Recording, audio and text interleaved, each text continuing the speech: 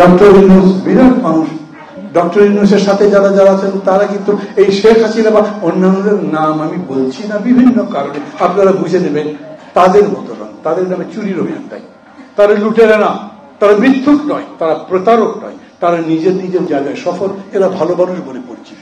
কিন্তু তারপরেও চালের দাম তো কমে না, জিনিসের দাম তো কমেনি, রাস্তাঘাটের জ্যাম তো কমে না, পুলিশ ঠিক হয়েছে, ভালো হয়েছে, ব্যুরোক্রেসি ঠিক হয়েছে, প্রশাসন ঠিক হয়েছে, ডিসি অফিস অফিস যত জায়গাতে যাক, ঘুষ এখনো চলে না টুকটাক করে। আমি এক চোর বদলে আরেক চোরকে বসাবার জন্য কাজ করেছি, আমি লড়াই করেছি চুরি বন্ধ করতে, আমি লড়াই করেছি আমার অবস্থা বদলাতে, আমি দেশটা ভালো বানাতে চাই, ভালো হয়ে যান সবাই। আমি এই জন্যই বলি, এই যে সরকারটা এই সরকারি কাজগুলো করতে পারেনি, রাজনীতি তো কোনোদিন করেনি, আগে খুব রাজনীতি করে, ভাই ভালোবাসা কি রাজনীতি করে? এখন সবাই বলছে একটা ভালো রাজনৈতিক সরকার যদি হতো তাহলে তারা চালাতে পারতে পারে না লোকে। কেন?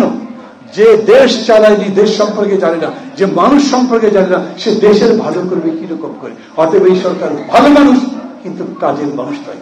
এই 4 মাস 4 দিনে কি সংস্কার হয়েছে বলেন তো? বাংলাদেশের সন্ন্যাসী চিন্ময় কৃষ্ণ দাসের বিচারের নামে ফের কার্যত প্রহসন। সন্ন্যাসীর জামিনের শুনানি এগিয়ে আনার আবেদন করেছিলেন তার আইনজীবী, কিন্তু গতকাল সেই আবেদন খারিজ করে দিল চট্টগ্রাম আদালত। বুধবার আবেদন খারিজ হয়েছিল ওকালতনামা না থাকায়, আর গতকাল ওকালতনামা নিয়ে গেলেও স্থানীয় কোনো আইনজীবী না দাঁড়ানোয় সুপ্রিম কোর্টের আইনজীবী রবীন্দ্র ঘোষের আবেদন ফের খারিজ করল চট্টগ্রাম আদালত। জানিয়ে দেওয়া হলো পূর্ব নির্ধারিত 2রা জানুয়ারি হবে এই শুনানি, ফলে আরো 3 সপ্তাহ জেলেই থাকতে হবে সন্ন্যাসী চিন্ময় কৃষ্ণ দাসকে।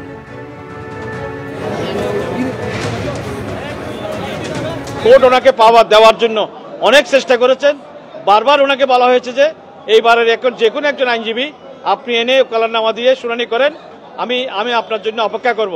বাট উনি পরপর 3বার আদালত এই মামলা শুনানির জন্য উঠেছেন, বাট উনি ব্যর্থ হয়েছেন, আনতে পারে নাই, যার কারণে বিজ্ঞ আদালত এই মামলাটা আগামী ধার্য তারিখ, যে তারিখ 2/1 সেদিন শুনানির জন্য রেখেছেন।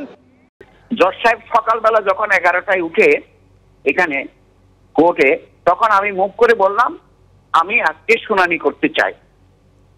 উনি হঠাৎ করে বললেন শুনানি করতে পারবেন, আপনাকে অ্যালাউ করা হলো। কিন্তু যখন আবার বিকালবেলা শুনানি হলো প্রায় 3টার দিকে, প্রায় 2:30-3টার দিকে শুনানি আরম্ভ হলো, তখন প্রায় লয়াররা প্রায় 20-40 জনের মতো লয়ার ঢুকে গেল উইদাউট এনি লফুল অথরিটি। এটি কি সম্ভব বলেন? এতগুলো লয়ার কেন ঢুকলো সেটা জবাব দিতে পারছে না। তারপরে ওদের কোনো ওকালতনামা আছে না, কার পক্ষে ওরা গেল? ওরা কি অ্যাকিউজডের পক্ষে গেল নাকি ওরা প্রসিকিউশনের পক্ষে গেল? তাদের ওকালতনামা চাইয়া আমি পাই নাই। আমার দুঃখজনক হলেও সত্য যে আজকে দুর্ঘটনাজনক এই কারণে আমি অত্যন্ত জজ সাহেবের প্রতি মনক্ষুণ্ণ। উনি কেন আমাকে শুনলেন না? কেন বললেন যে আপনি একটা লয়ার নিয়ে আসেন এখানে, লোকাল লয়ার? আমি লোকাল লয়ার কোথায় পাবো?